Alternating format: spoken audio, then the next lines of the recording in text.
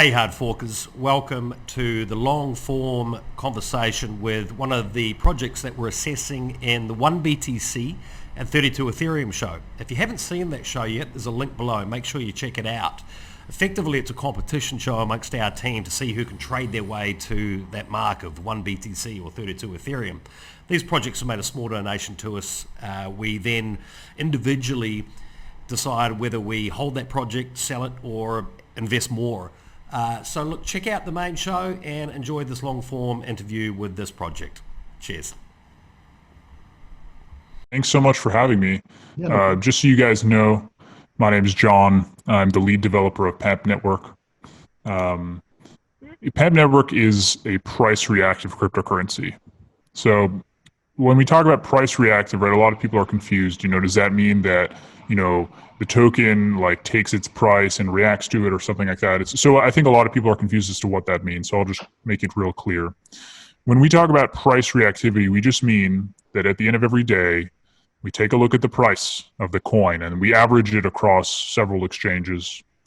We take a look at the price, and if the price is higher than it was the day prior, we give rewards, staking rewards, to holders of the coin. And those staking rewards are, there's like a calculation. It's based on how long you're holding the coin for and how much the price appreciated or increased as a percent. And that happens every 24 hours. So every day there's going to be different rewards. If the price does not increase for a day, there are no rewards. And that's basically how we can adjust our inflation rate according to price action. Okay.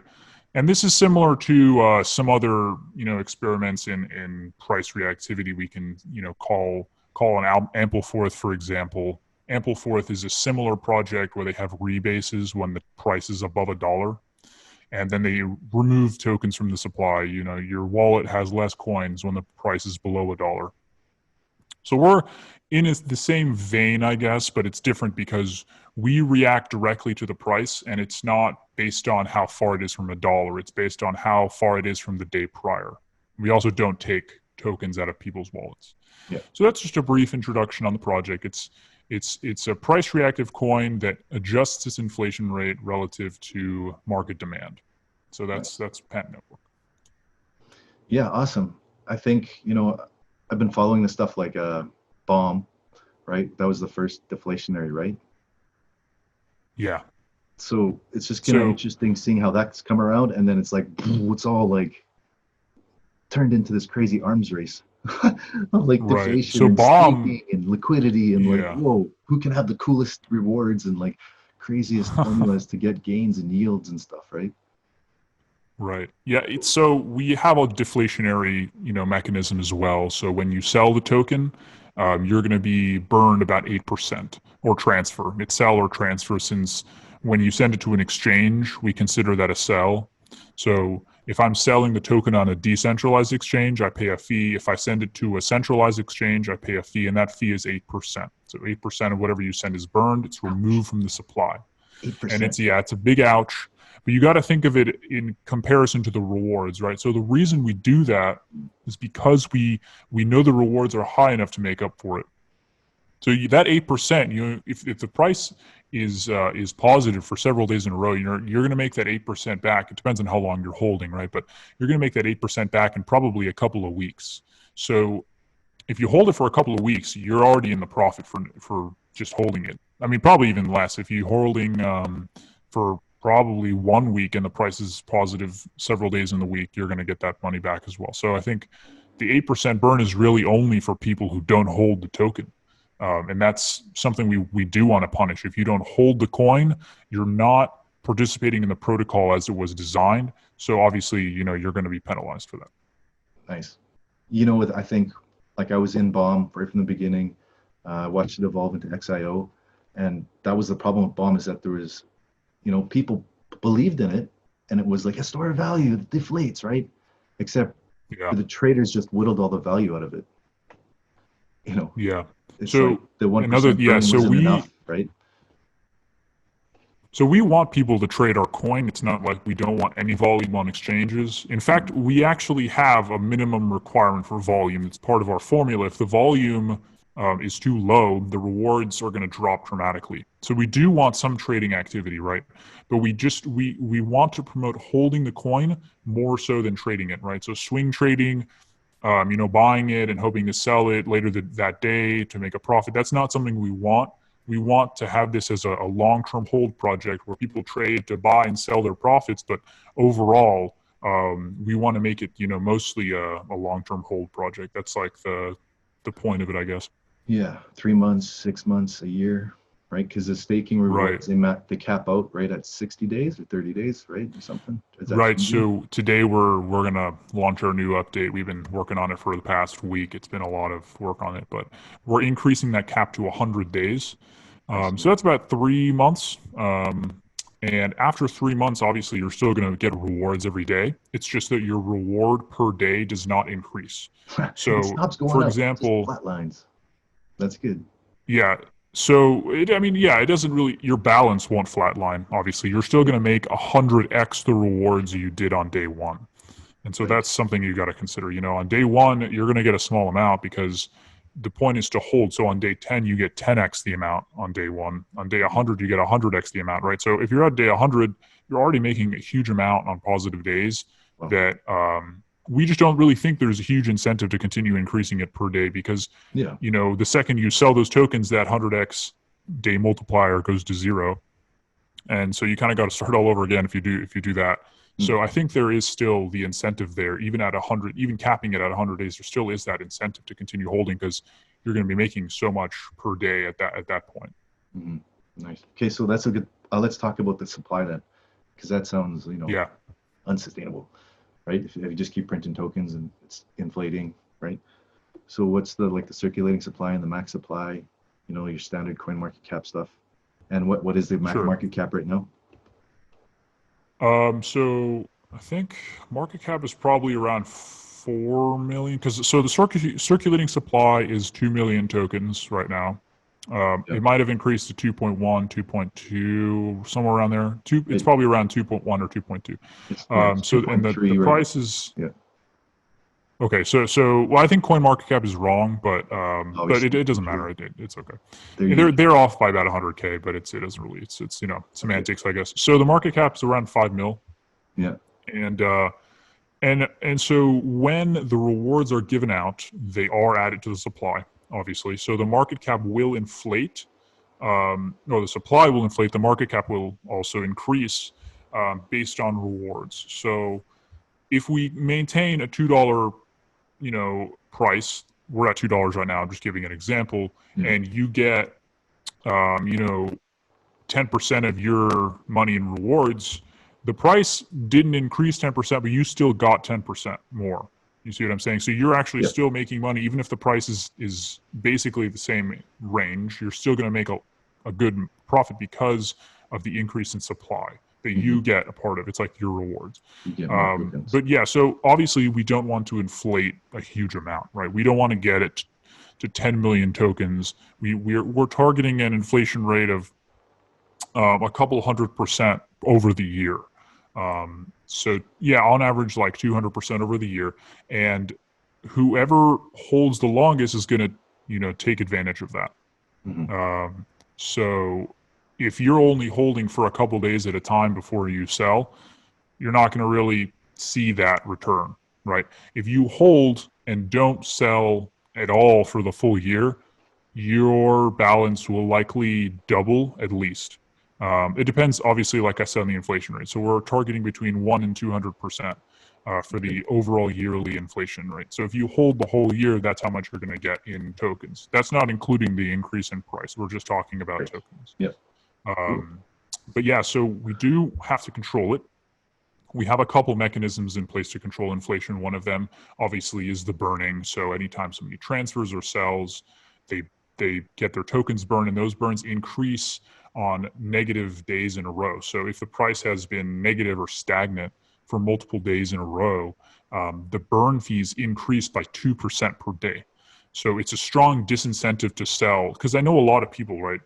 There are incentives in place for people to sell if they get emotional. It's not even really an incentive; it's just emotion, right? If you see the price dropping like a rock, you're going to want to sell more And that's what causes, huge wicks on Bitcoin sometimes when the price dumps. Like everybody's just like going crazy. So we want to provide incentives to.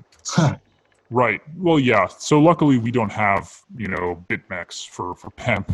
No. I think you can you can long our coin on MXC though. So I will say you can. Hey. There's a 3x leverage on MXC. There was But somebody obviously on Twitter talking about an exit scam on that exchange. Might be bullshit. Ooh, I don't know. Not on our coin. I mean, I don't really use centralized exchanges very much. Yeah. But I do know that we still are trading on their withdrawals, deposits. They're working. So I don't know about that. I just saw a so quick where thing was, before we got on, but I didn't follow up on it yet. Yeah. Okay.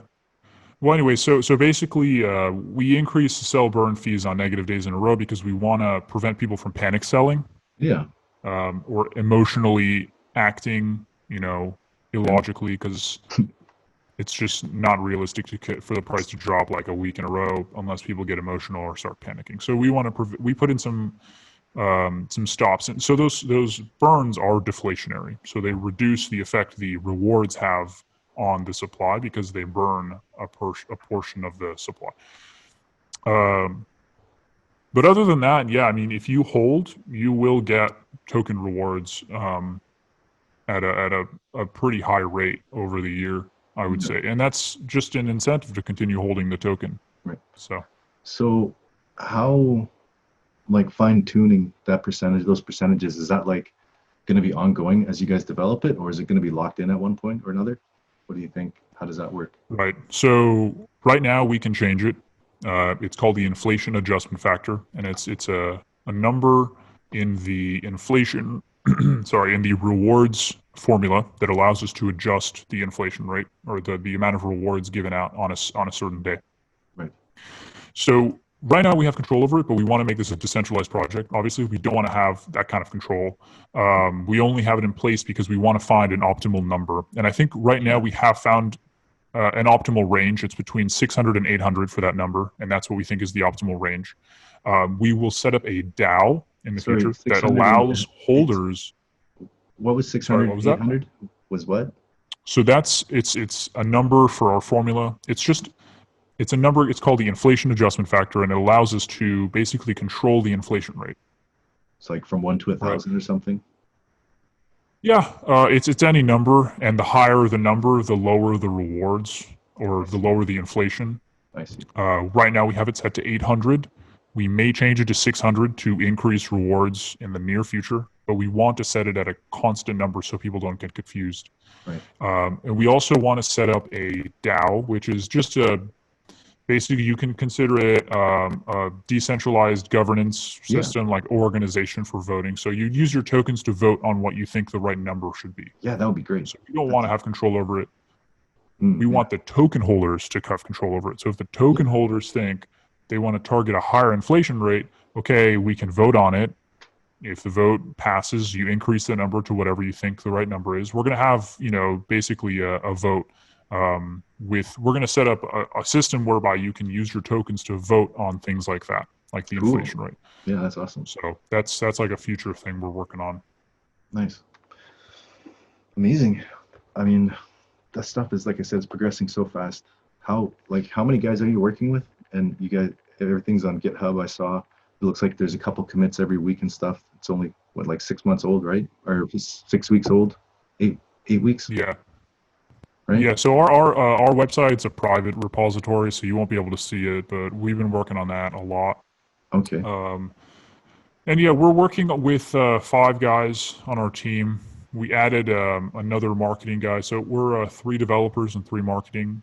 Oh, nice. We are working with a couple more developers now on our mobile app. The mobile app is something that we've been working on for a while, and we kind of got stuck with it, to be honest. We just had some issues we couldn't get past, and there were so many other things going on. We had to rebuild our website. We had to make a pretty big update to our smart contracts and get it audited. That just took a lot of our time, and talking with exchanges took a lot of time. So yeah, we kind of pushed the mobile wallet off, but we are working on it now with 2 other developers so that we don't get sidetracked. Nice. And that should be coming out in the next couple of weeks. So in total, I think we're working with, I guess, 7 or 8 guys now. So that's 3 marketing, 3 developers, me included, Right. and then we got 2 other developers that we're kind of outsourcing, I guess you could say, for our mobile app. So, and obviously, we're going to look at the code as well. We're not going to just ship it out without testing it and looking at it as well. So, Right. I was using the site on MetaMask Explorer for Android. Works pretty good. okay, it works well. That's good to hear. That's good to Yeah, hear. the new one. We do have some issues. We got a couple bugs we got to work out. Yeah. I'm going to try to work on that today. But yeah, we're happy that it turned out the way it did, I guess. I mean, yeah, it's cool. Like you guys had a product, and then you released the product, like the coins. There's no ICO promise and dreams. It's like, here's the product. It works or it doesn't. Right. Yeah, I There's mean, a couple. I'm not a fan of ICOs. I think, Yeah, no. they were cool in 2017, but But now, nowadays, if yeah. you don't have a working product, Yeah. at least a beta product. Yeah. It's not fair to take someone, $20 million of people's money on just promises. I don't care, if you've got a team with all these resumes and they were the head of blockchain at some bank or something. Yeah. The fact of the matter is, if you're taking $20 million of investors' money, your product is still a year or 2 out. I mean, it's not fair, in my opinion. So we decided not to run an ICO because actually, in hindsight, I think running a pre-sale would have been a good idea so we could afford more exchange listings early on because those are really expensive. I think now we're at a good place, though, because we have the ability to afford them now. But in the beginning, we couldn't, and that was, annoying to us because, people would come in and say, hey, we want you to list on this exchange, and then we would try to contact the exchange, and it would just be too much money. And so in the early days, it was kind of an issue with the budget. But now I think we're okay, and we are talking with bigger exchanges, and we, have sort of a budget for that. Cool. But I'm not a fan of ICOs, so we decided not to go that route. So can you break down the coin supply, like how much goes to the team and marketing and things like that? Yeah. So right now we have 460K tokens allocated to the development of the product over 2 years. Okay. And those tokens are locked, meaning that they are in a smart contract that kind of drops them out at 20K tokens a month. So that's 4% a month. Oh, nice. It's like a vesting schedule. Yeah. So every month we can withdraw Development 20K. Yeah, for development. And so we pay that. We use that to pay our developers. We had about 350K, I want to say, off the top of my head, for marketing and exchanges. Right. We're down to about 200K of those now because, exchanges are expensive and marketing is expensive. Luckily, it worked. Obviously, we went from when we first allocated that amount, we were at, 20 cents, 30 cents. We're now at like $2. So it works. Listing on exchanges does help token price, we know, obviously. It seemed like you guys listed on a new exchange every day for like 2 weeks. Well, yeah. So there was a period that we did list, I think, a little too often. We should have spaced them out more. But there were a couple exchanges that just didn't want to wait. I think a lot of the times exchanges are trying to get the next hype coin because they want to get all these traders on their exchange. So they are just like, no, we're not going to wait. We're just going to list you when we think we want to list you. And then you can't really do anything about that. So, but I think, now we've had kind of a period, about a week, I guess, where we haven't listed on a new one. So we're going to try next week, get on a new one, and it'll be a bigger one for sure. So it seems like the price reacts negatively to those listings. Hey, they get the tokens and they dump them right away. It seems mostly exchange listings. Yeah, the first couple, anyways. It was like, well, you could see, oh, listed, okay, dump. They would recover pretty quickly, but classic exchange stuff, right? Yeah, I guess so. Yeah, I mean, I try not to pay too much attention to the price. Obviously, it's hard sometimes. But yeah, I think overall the exchange listings are good for, from a marketing perspective. Totally, yeah. More I'd like exposure. to say that they had a good effect on the price, but maybe not. You know, I'm Yeah. not sure. I mean, I don't know. I've been watching exchanges and listings and coins and projects, and there's so much shady stuff happening behind the scenes with the centralized exchanges. It makes me so excited about like how Yeah, Uniswap is doing and how that stuff's all developing. It's like remember, last year testing out like the Komodo atomic swapping and like other ones, and it's like could get like 5 people on it. Now it's like, yeah, whoa, it's like everybody's on a Dex now. It's like showing them yep, how to yep. install MetaMask and like, it's like, whoa, this is Well, I, awesome. I would honestly say, well, obviously DEXs are good from a decentralized standpoint. Nobody's going to steal your money, but I would honestly say that users of our project are probably more inclined to use Uniswap anyways because we have so much liquidity on there. Yeah, We no, have yeah, over $1 million in liquidity on Uniswap thanks to our liquidity staking program.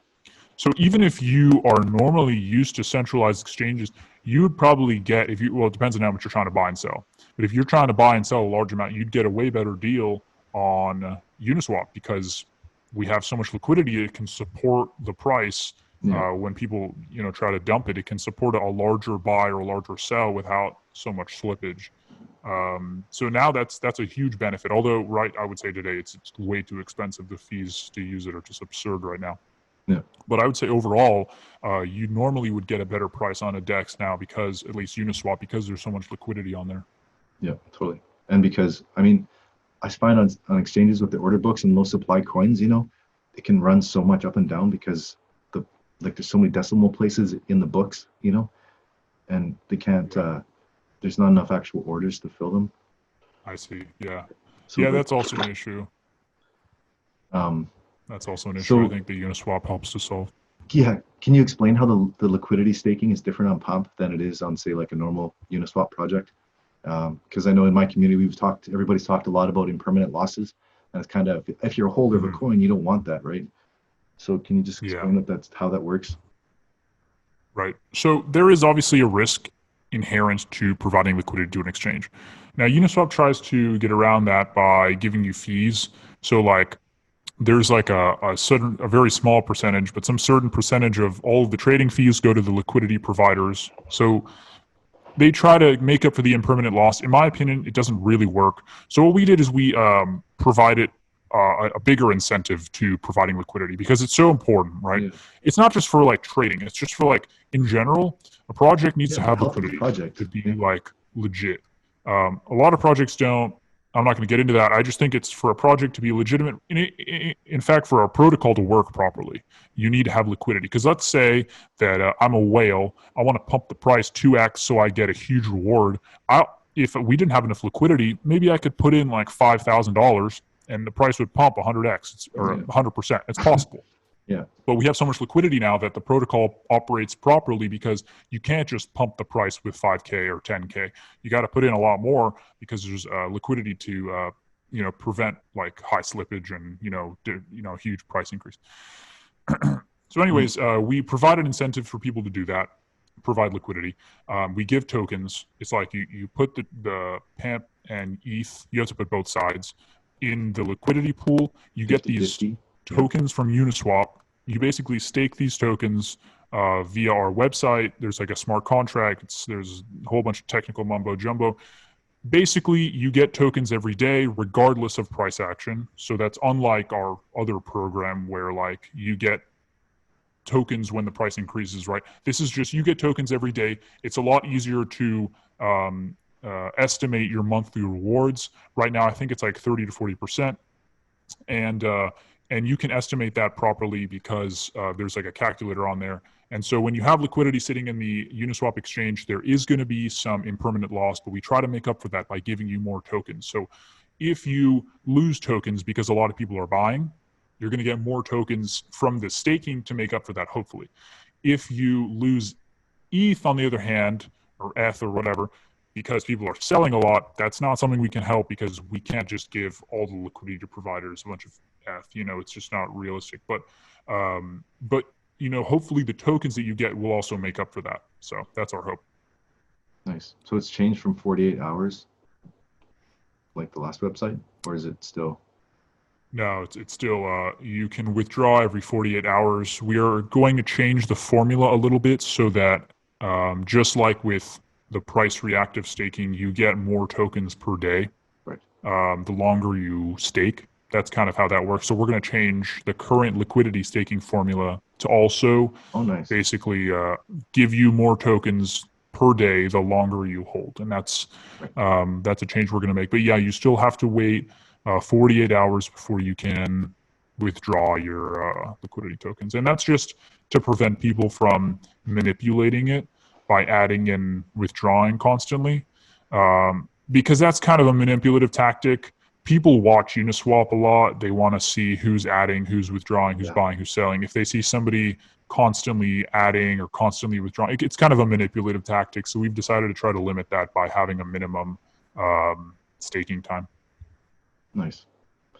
Cool. Yeah, that sounds great, man. I like the liquidity thing. So is that like proprietary? Like it's not shareable? Like other projects won't be able to take that and do their own thing?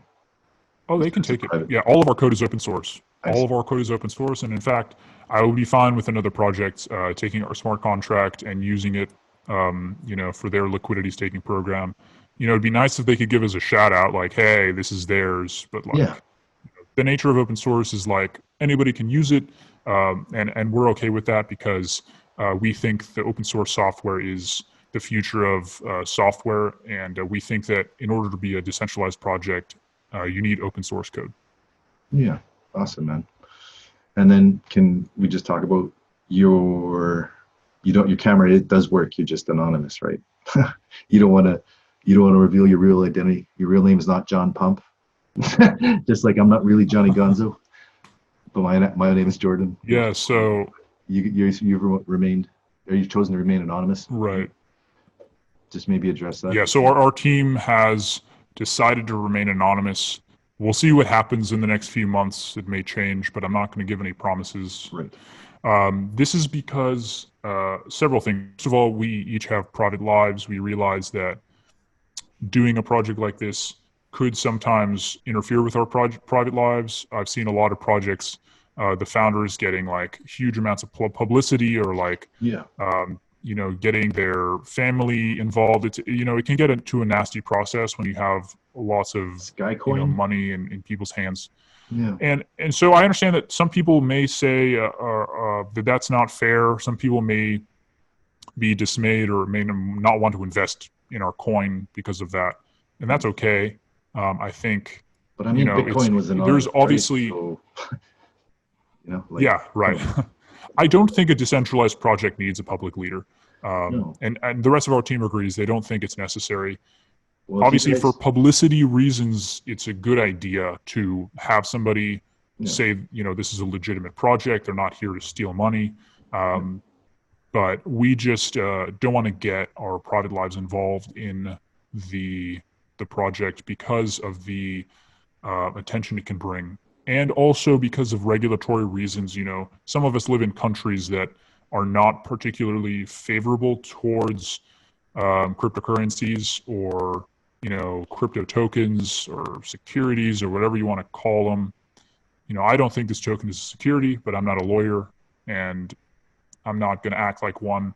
So, I'd rather not have to deal with, regulations regarding cryptocurrencies, and I don't think the rest of our team would like to either. If it comes to it, we'll have to hire a lawyer, I guess, but at the moment, we don't think it's necessary to, give our private lives out to the public for it. So, right. Do you suggest like coin mixing your pump profits? Like what is it? I don't think Tornado you Cash, need to Tornado use Cash, a that's the one. mixer. Tornado Cash, yeah. No, I don't think. I don't use Tornado Cash. I don't think you need to, unless, like I said, you're concerned about the regulations revolving around it. Mhm. I mean, maybe we should use Tornado Cash. Obviously, we do KYC with exchanges, so there are exchanges that know our identities. Some exchanges just require it, especially the bigger ones. Like KuCoin, they require KYC. So, but that's okay with us as long as they don't publish our identities publicly. They have no reason to. So we're okay with that. But Okay. yeah, I mean, if you're concerned about regulations, and maybe using Tornado Cash or like a mixing service like that would be a good idea. Yeah. Cool. I mean, we're talking about securities and the SEC and all that stuff, so it's super super good stuff to think about. Crazy times happening right now. Yeah. So cool, I think man. soon we will have, for those who are worried about regulations, I think soon we will have a legal opinion on our token Oh, nice. that suggests that it is not a security. If Right. you are worried about that for any reason, we will publish that when we get it. We're currently working with a law firm based in, I think, Singapore to do that, like, for us, because that's required for also for larger exchanges, is sort of an opinion from a law firm. So Yeah, a legal audit. yeah, pretty much. It's like they take a look at the white paper, the website, whatever, they write some opinion as to whether it is or is not a security in, whatever jurisdiction they're in, like Singapore, Hong Kong, something like that. Right. Cool, man. Two quick points that I kind of wanted to talk about. Kind of running a bit over here, but that's okay. I think we got so much interesting stuff here. ETH fees. How do you see, like, you're seeing people like, oh, I stake, but oh my God, the ETH fees are more than my stake reward.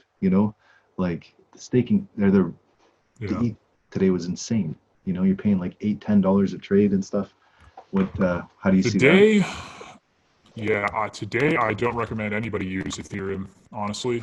I'm taking a look at the gas station, Yeah. and we're looking at 141 Gwei fast gas price and 100 for 30 minutes. That's safe low. So that's absurd. That is a 10x. When I was using Ethereum 6 months ago, Yeah. that's about a 10x, I would say. Wow. So I actually don't recommend anybody use Ethereum today. But unfortunately, we will have to eventually, because we have to. So one of the things we're trying to do to prevent what you stated is people complaining about the gas fees, is we want to have rewards accumulate, right? So you only have to actually interact with Ethereum to claim your rewards like once a month. Right. So let's say it does end up costing $10 for you to do it. If you wait a whole month, hopefully the rewards you get in a month will be more than $10. I think in 90% of cases that would be the case. It's only if you're like constantly buying and selling that won't be the case. Yeah. But even if you're constantly buying and selling, you won't be able to claim once a month. You'll have to be holding for the whole month in order to claim for that month. Yeah. But most of our actual like holders do hold for like a month, and so they will just hold for the month, claim at the end of the month. It can even be 2 months, I think, and so you'd only have to pay for it once. And so that's an update we're going to deploy today. Now, unfortunately, it looks like it's going to cost us about $250 to do that update right now, because of we have to pay gas fees to update our contract, like we have to deploy a new staking smart contract, and whatever the point is, we're going to have to pay, probably like a whole ETH. No, not a whole, maybe like 2/3 of an ETH to do that. So whereas 6 months ago, that was like I'm hoping $25. Yeah. So I'm hoping it'll drop. The prices will drop. I don't know what's going on today, because yesterday was like half this. So I don't know what's going on today, but yeah, I mean, it's absurd. And so it is a problem for our project, right, to be on Ethereum because of these high gas prices. We did it because of all the DeFi protocols that currently exist on Ethereum, like lending protocols like Compound, and we got Uniswap. Obviously, Uniswap is, a huge thing because of liquidity staking and stuff. So we want to move to Polkadot, and I've talked about this a couple times. Polkadot network is, some people call it an ETH killer. I'm not going to go into that. The point is, it's a lot faster. It's like 10K transactions per second. The fees are really low, and they obviously will support smart contracts. Their current testnet, Kusama, supports smart contracts. So we can deploy a version of our protocol on that, and people wouldn't even have to claim. It would be as easy as just holding our coin, and it would get updated automatically. Because of the huge throughput, we can just update everybody's balances just like every day. Nice. It could even be every like few hours if we want to, and it would be relatively cheap to do. So we might go that route which is deploying a new version of our token on a different chain because of the scalability advantages that we get on another chain. So, but yeah, Ethereum is it's definitely a clogged pipe right now. No doubt about that.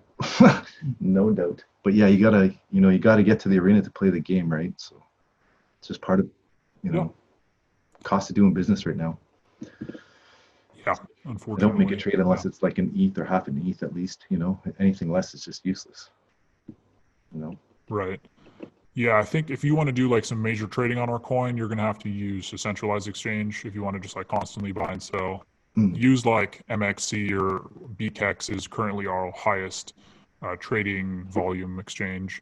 That's a Chinese exchange, but I mean, I trust them. I think they're legit. So if you want to do like buying and selling constantly, like with a bot or something, you're going to use Yeah. a centralized exchange. Don't use Uniswap.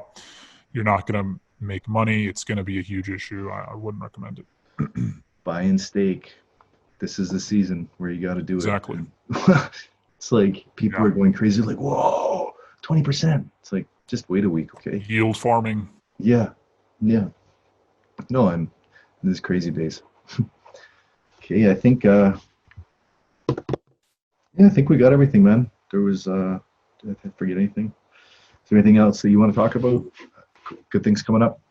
And the new staking contract, which is a big thing, I Yeah, think. so we got a new update coming out today. I'm really hoping we can get it out today. I mean, we've been saying we're going to get it out for a couple days now. The issue has been first, we had to wait for our audit to complete. Then we had to Etherscan went down for like 12 hours. We had to wait for that because we use Etherscan before we want to deploy it on mainnet. We tested on Etherscan testnet or like a Ropsten testnet. So we use Etherscan to do that to verify that everything's working. So Etherscan went down. And then the last 24 hours, I would say, we've just been testing it on Ropsten testnet to make sure everything works. And then once we finished the tests, now the gas prices went up like 3x or something. So now it's going to cost us 3x more just to deploy it. And so, there's kind of just been a lot of delays. And I'm not going to say it's not our fault. Some of it obviously was our fault. But yeah, we're sorry. I'm gonna try. We're gonna try to deploy today. We'll see what happens though. Nice. Cool, man.